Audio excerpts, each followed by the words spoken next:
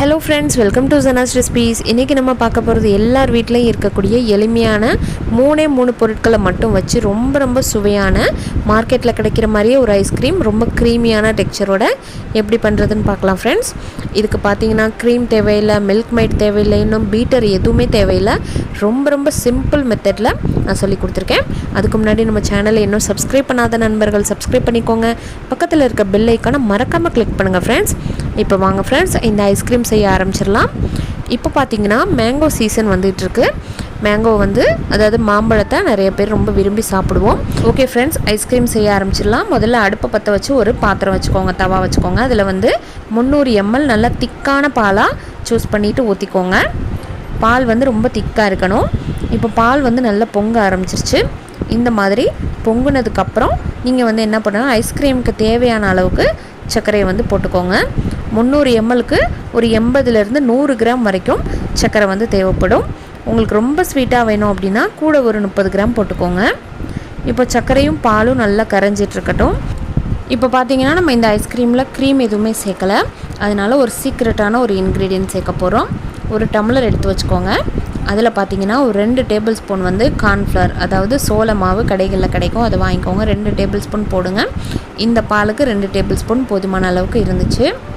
இதில் இது கரையிற முங்குற அளவுக்கு மட்டும் தண்ணி ஊற்றி நல்லா திக்காக கரைச்சிக்கோங்க. அதாவது ரொம்ப திக்காகவும் இருக்கக்கூடாது, ரொம்ப தண்ணியாகவும் இருக்கக்கூடாது. ஆனால் கட்டிகள் எதுவுமே இல்லாத மாதிரி நல்லா கரைச்சிக்கோங்க. இப்போ பாருங்கள், இந்த அளவுக்கு நல்லா கரைச்சாச்சு. இப்போ பால் நல்லா கொதிக்க ஆரம்பிச்சிட்ருக்கு இல்லையா, இந்த சமயத்தில் கரைச்சி வச்சுருக்க இந்த கார்ன்ஃப்ளவர் மிக்ஸை அதில் ஊற்றிடுங்க. கார்ன்ஃப்ளவர் மிக்ஸ் ஊற்றுனதுக்கப்புறம் நீங்கள் கொஞ்சம் அப்படியே இடைவெளி விட்டு கிண்டிக்கிட்டே இருக்கணும். ஏன்னு சொன்னால் கொஞ்சம் சீக்கிரமாக அடிப்பிடிச்சிரும். அதனால் கட்டிகள் வர நீங்கள் கரண்டியை வச்சு கிண்டிக்கிட்டே இருங்க. அடுப்பை கொஞ்சம் மீடியம் டு ஹையில் வச்சுக்கோங்க, ரொம்ப சிம்மில் வச்சிட வேண்டாம். இப்போ பாருங்கள், கொஞ்சம் கொஞ்சமாக அப்படி லைட்டாக திக்காக ஆரம்பிச்சிட்ருக்கோம். இப்போ பாருங்கள், ஒரு 5 நிமிஷத்துக்கு அப்புறம் இந்த மாதிரி நிறைய பபிள்ஸ் வந்துடும். நிறைய பபிள்ஸ் வரும்போது நீங்கள் கைவிடாமல் கிண்டிக்கிட்டே இருங்க ஃப்ரெண்ட்ஸ். ஓரளவுக்கு உங்களுக்கே தெரியும், திக்கான மாதிரி இருக்கும். இப்போ இந்த அளவுக்கு திக்காயிருச்சு. இப்போ அடுப்பை அமர்த்தி நம்ம ஆற வச்சிடலாம். கம்ப்ளீட்டாக நீங்கள் ஆற வச்சுருங்க. ஆறுனதுக்கு அப்புறமா ஒரு மிக்ஸி ஜாரை எடுத்துகிட்டு நம்ம ரெடி பண்ணி வச்சுருக்க இந்த பாலும் கார்ன்ஃப்ளவர் மிக்ஸையும் சேர்த்து நல்லா அரைக்க போகிறோம். இப்போ பார்த்தீங்கன்னா ஆறுனதுக்கப்புறம் இந்தளவுக்கு திக்காக மாறிடுச்சு. இப்போ இது கூட ஒரு மாம்பழத்தை இந்த மாதிரி தோலை உரிச்சிட்டு நான் சின்ன பீஸாக கட் பண்ணி வச்சுருக்கேன், அதை சேர்த்துக்கலாம். ஒரு மாம்பழம் சேர்த்துக்கோங்க, அல்லது சின்னதாக இருந்தால் 2 கூட சேர்த்துக்கோங்க. இது கொஞ்சம் மீடியம் சைஸ் மாம்பழம். இப்போ மாம்பழத்தையும் இந்த பால் மிக்ஸையும் சேர்த்துட்டு நல்லா அரைச்சிருங்க. நல்லா அப்படியே க்ரீமியாக பொங்க நல்லா அரைச்சி எடுத்துகிட்டு வந்துடலாம் ஃப்ரெண்ட்ஸ். பாருங்கள், இந்த அளவுக்கு நல்லா அரைச்சாச்சு. இப்போ அரைச்சதுக்கப்புறம் இப்படி தான் இருக்கும். இதை நம்ம என்ன செய்வோம், இதுதான் நம்மளுக்கு ஐஸ்கிரீம் மிக்ஸு. இதை நம்ம ஐஸ்கிரீம் பாக்ஸில் போட்டுக்கலாம். வீட்டில் இருக்கக்கூடிய ஏதாவது ஒரு பிளாஸ்டிக் கண்டெய்னர் எடுத்துக்கோங்க. நல்லா ஃபுட் கிரேட் பிளாஸ்டிக் கண்டெய்னராக யூஸ் பண்ணிக்கோங்க.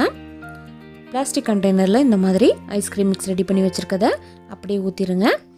அது ரொம்ப வரைக்கும் ஊற்றுனதுக்கப்புறம் ஸ்பூனை வச்சு அப்படி மேலாக அப்படி லெவல் பண்ணி விட்டுருங்க, கட்டிகள் எதுவுமே இல்லாத மாதிரி.